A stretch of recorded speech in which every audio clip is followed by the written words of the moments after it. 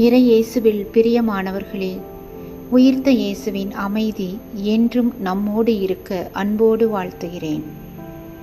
இன்றைய நற்செய்தி வாசகம் தூய யோவான் பிரிவு 14 21 முதல் 26 முடிய உள்ள இறை வார்த்தைகள் இயேசுவின் தன்னிகரற்ற அன்பு, கீழ்ப்படிதல், தூய ஆவியானவரின் இணையில்லா வழிநடத்துதல் ஆகியவற்றை ஆழமாக விளக்குகின்றன. இறை தந்தையின் அன்பு அனைத்து நன்மைகளையும் உள்ளடக்கிய அன்பு. எனவேதான் அனைத்து நற்கொடைகளால் உலகினை படைக்கிறார். அனைத்தையும் நல்லதென கண்டார் எனவும் விவிலியம் கூறுகிறது. அதைத் தொடர்ந்து மனிதகுலம் செய்த தீவினைகளை போக்க தன் ஒரே அன்பு மகனை உலகிற்கு அனுப்ப அன்பு கூர்ந்தார்.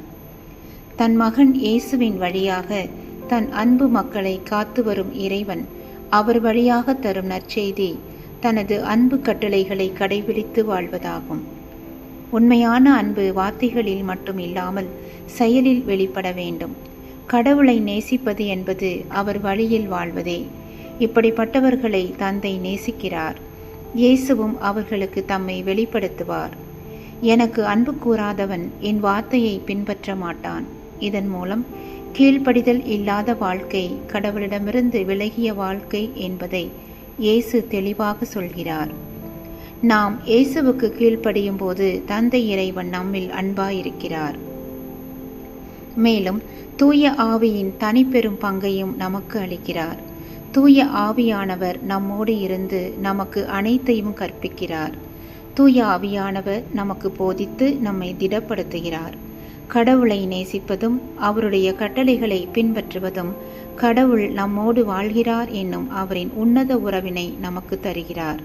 எனவே நமது ஆன்மீக பயணத்திலே இயேசு கிறிஸ்துவின் கட்டளைகளை கடைபிடித்து அவரில் இணைந்து வாழ்வதே நம் வாழ்வின் நோக்கமும் அடித்தளமும் என்பதை அறிவுறுத்துகிறார்.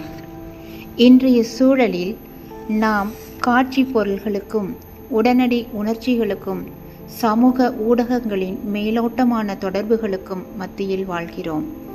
அதில் காண்பதையும் கேட்பதையும் அன்றாட வாழ்வின் தேவைகளாக மாற்றிக்கொள்கிறோம். இதனால் பலவிதமான எதிர்மறை சிந்தனைகள் எண்ணங்களால் நிலையான நிஜமான மதிப்பீடுகளை இழந்து நிற்கிறோம். உலகம் இயேசுவை பார்க்க மறுக்கும் போதும் அவருக்காக நிற்கும் ஒவ்வொரு நேர்மையான இதயத்துக்குள்ளும் அவர் தம்மை வெளிப்படுத்துவார். நாம் இன்று அவருடைய அன்பின் பாத்திரங்களாக மாறினால் இருளிலும் ஒளி பிறக்கும். இன்று இயேசு கிறிஸ்து நமக்கு விடுக்கும் அழைப்பு அவரின் அன்பு கட்டளைகளை பின்பற்றி அவரில் இணைந்து வாழ்வதே நிலைவாழ்வின் பேரின்பம் என்கிறார். எனவே இயேசுவின் அன்பு கட்டளைகளை வாழ்வாக்குவோம். தந்தையாம் இறைவனின் பிரசன்னம் நம்மில் சூழ்ந்து இருப்பதை உணர்வோம். தூய ஆவியின் வழி நடத்துதலில் நேரிய வழியில் பயணிப்போம். இதையே சீரத்துவ வாழ்வின் லட்சியமாய் கொள்வோம்.